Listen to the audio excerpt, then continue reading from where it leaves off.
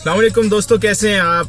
वादा किया था मैंने कि बहुत जल्द मेरा विजिट होगा अमेरिका का, और इस वक्त मैं अमेरिका में मौजूद हूँ अपने बहुत प्यारे दोस्त के साथ। बहुत पुराना दोस्त मेरा, तकरीबन कोई 5 साल के बाद हमारी मुलाकात हुई है। और मुझे वो दिन याद आता है कि जब हम इकट्ठे अमेरिका पहली दफ़ा आए थे, और बहुत शानदार ग्रुप था हमारा उस वक्त, और हमारी जो बॉन्डिंग उस ग्रुप की थी वो बहुत शानदार थी। बहुत याद करते हैं अभी हम सारे उस ग्रुप के मेंबर। बहुत मिस कर रहा हूँ अपने उन दोस्तों को। एक तो मेरे साथ बैठा अभी थोड़ी देर तक, मैं आपको उसके साथ उसका तारुफ भी कराऊंगा और बताऊंगा कि वो यहाँ क्या कर रहा है। फिर हमारा एक और दोस्त था उस वक्त, जाकिर बुल्लो, वो इस वक्त न्यूयॉर्क में सेटल्ड है। इसके साथ साथ एक हमारी और दोस्त थी फसीहा, वो पाकिस्तान में अपना काम कर रही है। मैं भी पाकिस्तान में हूँ। हसन हमारे साथ हुआ करता था, वो भी पाकिस्तान में। और इसके अलावा दीगर भी जर्नलिस्ट का एक बहुत बड़ा ग्रुप था, बड़े जाने माने नाम थे उसके अंदर। मेरे साथ इस वक्त जो मेरे दोस्त मौजूद हैं, बहुत शानदार, बहुत खूबसूरत पर्सनैलिटी के मालिक हैं। मैं बजाय इसके कि मैं उसका तारुफ कराऊं, वो खुद अपना तारुफ कराएगा कि वो कौन है। इतना से बताता जाता हूं कि इस वक्त मैं सैन फ्रांसिस्को में मौजूद हूं, बल्कि इस वक्त मैं स्टैनफोर्ड में मौजूद, स्टैनफोर्ड यूनिवर्सिटी में। और यहाँ से निकल के हम जा रहे हैं सैन फ्रांसिस्को की तरफ। और थोड़ा सा मूड है कि सैन फ्रांसिस्को को एक्सप्लोर करें। मैंने अगर थोड़ा सा देखा हुआ है, जानता हूँ सैन फ्रांसिस्को के बारे में, लेकिन मेरे से ज़्यादा जो जानता है वो मेरा ये प्यारा दोस्त है। अपना नाम भी खुद बताएगा और अपने बारे में बताएगा, पाकिस्तान से कहाँ से बिलोंग करता है और यहाँ क्या कर रहा है। हेलो, हाय, मेरा नाम मोइज़ करीम है। मेरा ताल्लुक पाकिस्तान के शुमाली इलाका जात गोजाल गिलगित बल्तिस्तान से है। और जिस हारून ने कहा, हमारी बहुत अच्छी यहाँ पे एक ग्रुप थी। अब काफ़ी अरसे के बाद हम मिल रहे हैं, तो it's really nice, we are enjoying the moments. ज़बरदस्त। मोइज़, मुझे पहले ये बताओगे, 5 साल बाद हम मिले हैं, क्या फीलिंग है? हाँ मैन, इट्स वेरी नाइस। वो यादें हैं जब हमें टाइम मिलता है तो कभी कभार हम कनेक्ट करते हैं अपने दोस्तों के साथ, तो बहुत अच्छी फीलिंग है। I am really enjoying it for the last 2-3 days. Pakistan में भी साथ काम करते थे एक ही ऑफिस में, वहाँ पे भी हमारी रहती थी गपशप। लेकिन वो जो हमारा ट्रैवल था पाकिस्तान इस्लामाबाद से, और उस जहाज के किचन में बैठ के हम यहाँ पे पहुंचे हुए। So that was really, lovely time. तो अच्छा, ये थोड़ा सा मेरे जानने वालों को, दोस्तों को ये बताओ कि क्या कर रहे हो अमेरिका में। अमेरिका की लाइफ क्या है? अमेरिका का लाइफ यार, इट इज ऑनेस्टली कोई वन लाइनर डेफिनेशन नहीं है इसका। हर किसी का अपना यहाँ पे एक जर्नी है, अपना जो है बंदा एक्सप्लोर करता है, मुख्तलिफ एक्सपीरियंसेस है। इन शॉर्ट कह सकते हैं कि यार ये एक कुर्बानी है जो भी यहाँ पर रहता है। आई वुड रिकमेंड, अगर जो भी पाकिस्तान का कौन सा था एक ड्रामा जो देसी लोगों को बनाया था, जिस पर जैक्सन हाइट्स, या वो जरूर देखिएगा। बहुत मीनिंगफुल है और रिजेंबल करता है जनरली काफ़ी देसी लोगों के साथ। तो मैं यहाँ पर आया था एज ए जर्नलिस्ट, तो अपना फेलोशिप के बाद मैंने कोई एक सप्लाई चेन कंपनी ज्वाइन की, वहाँ पे काम किया। तो उसके बाद छोटा सा अपना एक बिजनेस कह ले, बहुत छोटे स्केल पे स्टार्ट किया। तो अभी मैं उसी के साथ मसरूफ़ हूँ, वही करता हूँ। और या एक नया बंदा जो अमेरिका में आता है, इमिग्रेंट, क्योंकि it's the land of immigrants and land of opportunities. तो एक नया बंदा जब आता है तो उसको क्या मुश्किलात का सामना यहाँ करना पड़ता है? क्या हम सोच के आते हैं पाकिस्तानी, हमारे जहन में अमेरिका का क्या एक कॉन्सेप्ट होता है, और यहाँ पर आके वो जो चीज़ें, जो सोच हमारे जहन में ख्याल होता है अमेरिका के बारे में, वो कितना रियलिस्टिक होता है उसको, तो यहाँ पर आके कितना वो फील होता है? पता शुरू में आता है पाकिस्तान में होता है या यहाँ पहुँचता है within a couple of months, तो हमें हर चीज़ बड़ा इल्यूजन लगता है। हर चीज़ हमें बड़ा फैसिनेट करता है यार, कितना अच्छा कंट्री है, everything is perfect here, everything is just ideal. जबकि ऐसा नहीं होता है। यहाँ पर भी हमारी तरफ लोग रहते हैं, मुख्तलिफ किस्म के हर किसी के चैलेंजेस हैं। जो सबसे टफ पड़ता है वो ये कि यहाँ के डॉक्यूमेंटेशन का प्रोसेस इतना डिटेल है कि काफ़ी टाइम लगता है उसको बनाने में, राइट। तो उसके बाद जो वो टफ पीरियड होता है, उसके बाद ये कि आपके पास यहाँ पे कोई बैरियर नहीं है कि कोई आपको रोके, इस बुनियाद पर कि आप अमेरिकन नहीं है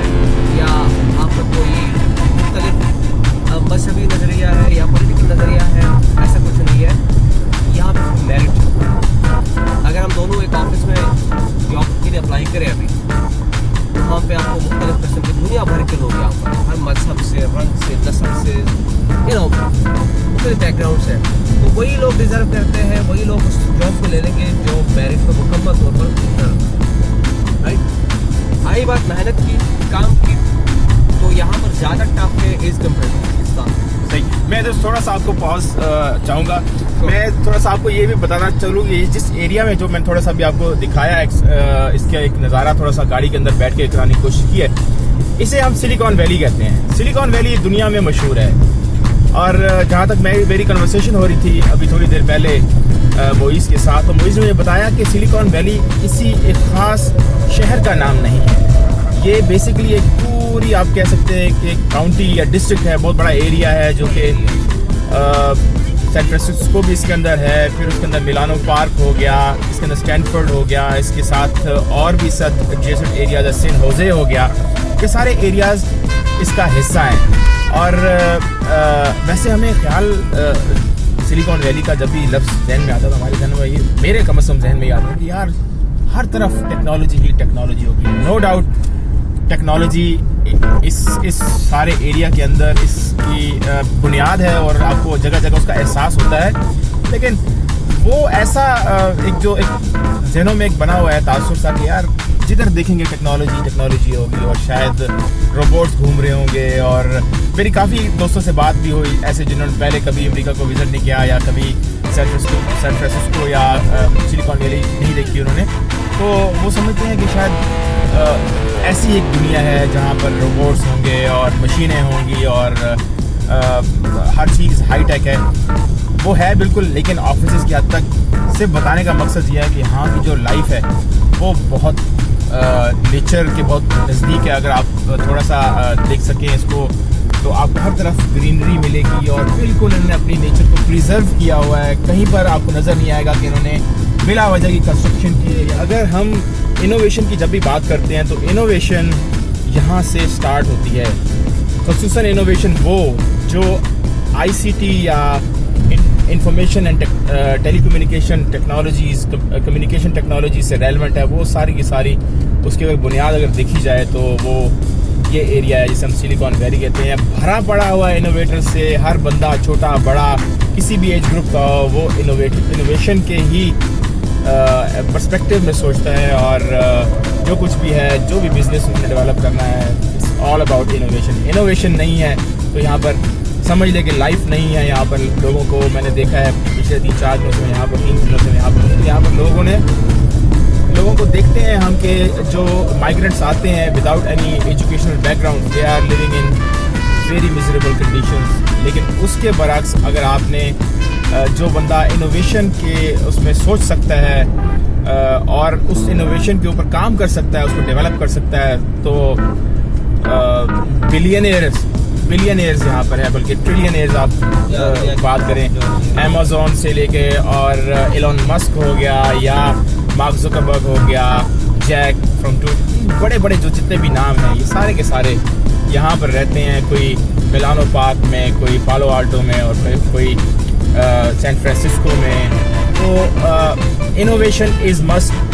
बताने का मकसद ये है कि हमें भी अपनी डेवलपमेंट के लिए इनोवेटिव आइडियाज़ पे काम करना चाहिए। आइडिया बिकता है यार, सिर्फ आइडिया बिकता है और कुछ नहीं है। विदाउट आइडिया के आप एग्जिस्ट नहीं कर सकते। जी राइट। तो जितने भी अरुण आपको बता रहा था कि जितने भी बड़े बिलियनियर्स हैं, it's not about only money, it's about innovation की जो भी बड़ी कंपनीज हैं उनका स्टार्टिंग यहाँ से होता है। तो आपके जो स्टूडेंट्स हैं उनको मैं ये रिकमेंड करूँगा, मैंने देखा मेरे काफ़ी दोस्त काम कर रहे हैं। आप कुछ ना करें, अगर आप प्रोफेशनली इंजीनियरिंग नहीं कर सकते हो, आजकल जो इन डिमांड है 2-3 स्किल्स है। वेब डेवलपमेंट है, स्पेशली जावास्क्रिप्ट और जावा, उसके बाद Python. That's going to be the huge demand in the future और अभी भी इन डिमांड है। सिर्फ ये 2 स्किल्स, वेब डेवलपमेंट का करें, ऐप डेवलपमेंट का करें या आप ग्राफिक डिज़ाइनिंग करें, इसका ह्यूज से ह्यूज डिमांड है। और आप पाकिस्तान में बैठ के अगर वो स्किल कर लेते हैं तो वहाँ से भी ये लोग आपको हायर कर सकते हैं। काफ़ी ऐसे दोस्त हैं जो काम कर रहे हैं। आप अगर कर सकते हो, आप जो भी पढ़ते हो, इस एरिया का सिलिकॉन वैली की खूबी यही है कि यहाँ पे डिग्री कोई मैटर नहीं करता। नो मैटर आपने क्या पढ़ा। आज न्यूज़ आ रहा था कि टेस्ला जो है वो हायरिंग कर रही है और उनका पहला कंडीशन ये कि कोई डिग्री वाला नहीं, जिसके पास स्किल हो they are gonna win the job. जबरदस्त। अगर आप लोग कोशिश करें टेक्नोलॉजी से रिलेटेड शॉर्ट कोर्सेज करें, मैं पाकिस्तान में रहा हूँ, कराची में ज़्यादा रहा हूँ, वहाँ पे बहुत अपॉर्चुनिटीज़ है, बहुत इंस्टीट्यूशंस हैं जहाँ से लेके जाके आप क्लासेस ले सकते हैं। ऑनलाइन टूल्स जो है ना code.org है, इसी तरह से आप जाए जनरल असम्बली के नाम से एक वेबसाइट है, इस तरह बहुत ऑनलाइन प्लेटफॉर्म है। इवन गूगल का अपना एक ऑनलाइन इंस्टीट्यूशन है जहाँ से जाके आप खुद वो ट्रेनिंग कर सकते हैं। आप उसको कीजिएगा, आपको वहाँ से इधर भी जॉब मिल सकती है और आप बहुत सारे फ्रीलांस काम कर सकते हैं। शुक्रिया शुक्रिया मोइज। तो जहाँ पर बहुत सारी बातें और भी हो रही थी, और thank you very much Moiz that you have given such a wonderful piece of advice for the Pakistani people. So मैं तो अपने स्टूडेंट्स को इंकरेज करता भी रहता हूँ, तो आप देख सकते हैं कि मेरी अगर कोई इंकरेजमेंट या मैं कोई बातें करता हूँ हवा में नहीं करता हूँ, ये दोस्तों की मेहरबानी होती है जो हमें बताते रहते हैं चीज़ों की, दुनिया कहाँ जा रही है और पाकिस्तान कहाँ पर है, और कोशिश करते हैं कि जो गैप है नॉलेज का, यहाँ जिस तरीके से नॉलेज बॉडी ऑफ नॉलेज में इजाफा किया जा रहा है और जिस डायरेक्शन में किया जा रहा है और कहाँ हम खड़े हैं, उसमें बड़ा फ़र्क है। मैं आपको बहुत खूबसूरत ये सीन दिखाना चाह रहा हूँ। ये देखिए अभी सूरज जो है वो गरूब हो रहा है और आसमान के ऊपर ये जो लाली या आप ये कह सकते हैं कि पिलाहट है, ये बहुत खूबसूरत सा मंजर पेश कर रही है। साथ साथ बातें और भी चलती रहेंगी और आपको और भी दिखाता रहूँगा। अभी हमारी जो रुख है, हम इस वक्त जाने की कोशिश कर रहे हैं। सारी ट्रैफिक भी अभी इस हाईवे के ऊपर बहुत ज़्यादा है कि हम किसी तरीके से सैन फ्रांसिस्को बे एरिया की दूसरी साइड पर जो कि साउथ नॉर्थ में है, जो नॉर्थ में हम नॉर्थ की तरफ जा रहे हैं। अभी हम ये साउथ का एरिया है, ये तो हम सिलिकॉन वैली से नॉर्थ की तरफ हम जा रहे हैं और मैं आपको दिखाऊंगा कि मैं कहाँ एक्चुअली जा रहा हूँ। सरप्राइज़ रखूँगा, जैसे पहुँचूँगा फिर आपको बताऊँगा कि कहाँ पर मैं जाए, और definitely it's worth visiting place.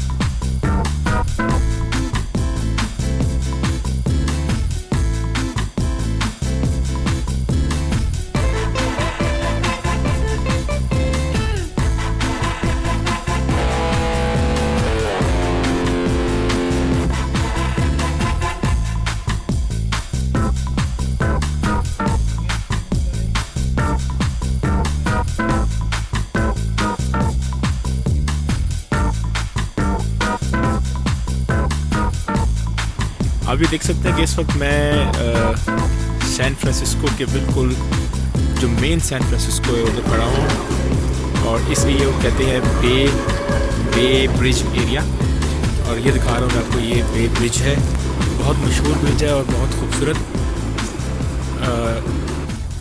बहुत ही शानदार तरीके से इसको डिज़ाइन किया गया है। आप अगर इसको ब्रिज को दूर तक देखें तो आपको ऐसे लगता है कि ये वेव्स हैं, समंदर की वेव्स। और ये आप नीचे देख भी सकते हैं, ये जो पानी है ये पैसिफिक ओशन का पानी है जो अंदर यहाँ पर बे के अंदर आता है, और यहाँ पर इनकी सारी ट्रेड होती है। ये जो लेफ़्ट साइड पर जो एरिया है, इस साइड पर ये अल्काट्राज़ की तरफ जाता है। अल्काट्राज़ वो बदनामे ज़माना जेल अमेरिका की तस्वर किया जाता है जहाँ से लोगों का भागना नामुमकिन सी बात होती थी। तो अभी तक इस जेल को इन्होंने मेंटेन करके रखा हुआ है।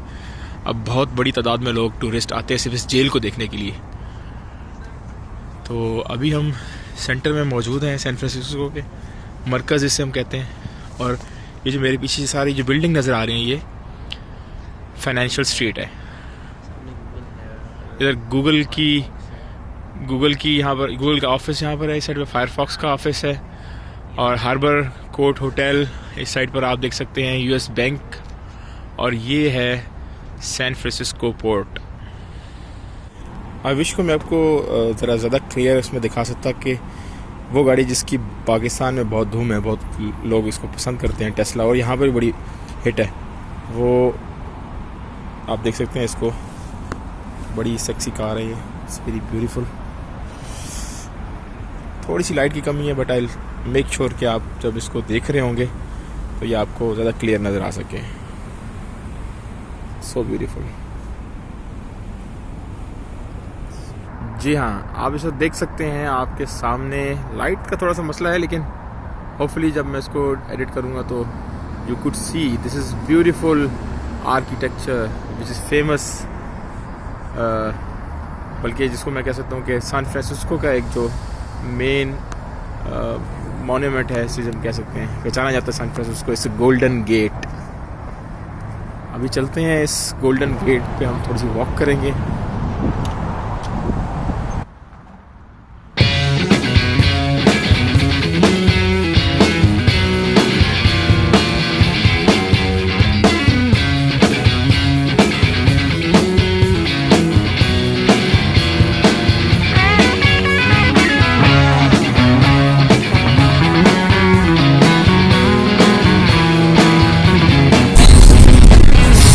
We are here at the Golden Gate Bridge.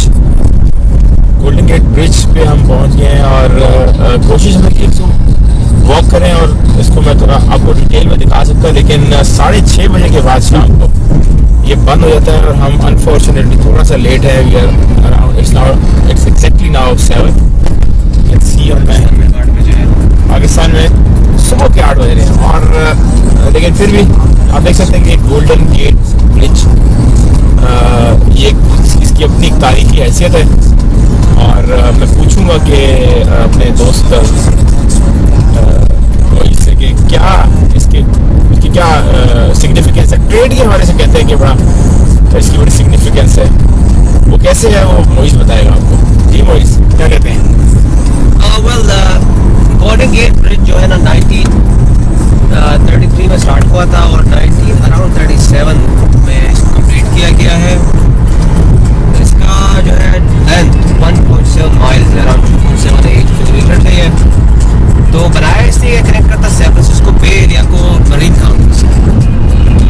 और इसके लिए पहले जो है ना कहते थे ऑल द वे जाते साउथ में, जहाँ पर सैन होजे दूसरा सिटी है, वहाँ से घूम के ये San Francisco takes around 3 hours. तो उसको ख़त्म किया गया। मरीन काउंटी जो है ना पूरा मरीन जो है सैन फ्रांसिस्को का रिलेटेड ये एरिया है, तब इसको डायरेक्ट कनेक्ट किया गया है और ये 101 पे पड़ता है। ये स्टार्ट होता है नीचे सैन फ्रांसिस्को कैलिफोर्निया के साउथ से और ये जाता है all the way to Canada north पे। तो इसकी बहुत हैसियत है। उसके इससे अलावा टूरिज़्म के लिहाज से सैन फ्रांसिस्को इसका जो मेन सोर्स ऑफ रेवेन्यू है वो टूरिज़्म है। तो नंबर 1 जो लैंडमार्क सैन फ्रांसिस्को का वो गोल्डन गेट ब्रिज है। इस तरह से इसको डिज़ाइन किया गया है, इसका लाइटिंग, इसका हर तरह से मेंटेनेंस बहुत प्रोफेशनली किया जाता है। It's well kept. तो इसलिए दुनिया भर से लोग आते हैं और सबसे पहले जो उनका स्पॉट होता है वो गोल्डन गेट ब्रिज है। जबरदस्त, थैंक यू अगेन। अभी हम एक कोने से एक साइड से दूसरी साइड पर हम पहुंच गए और दूसरी साइड पे आप देख सकते हैं कि यहाँ से भी इसका एक वैसा ही व्यू है जैसा सैन फ्रांसिस्को की साइड से अभी हम सोचेंगे नजर आएगा। और यहाँ से एग्जैक्टली अब इस जगह से आपको सारा शहर सैन फ्रांसिस्को नजर आएगा।